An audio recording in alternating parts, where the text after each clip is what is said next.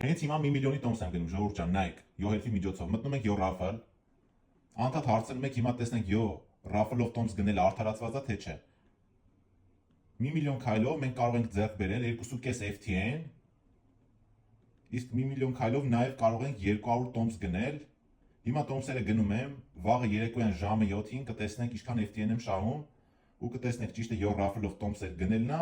թե Fast-X-ի միջոցով FTN ձեռք բերելը։ Էսենց եմ պլյուսներով եմ առաջ գնում, որտեղ որ թիվը գրում ես չի հասկանում։ Հենց հիմա 1 միլիոն քայլ ծախսում եմ, բայց հետաքրքիր է համ իմ համար, համ էլ ձեր։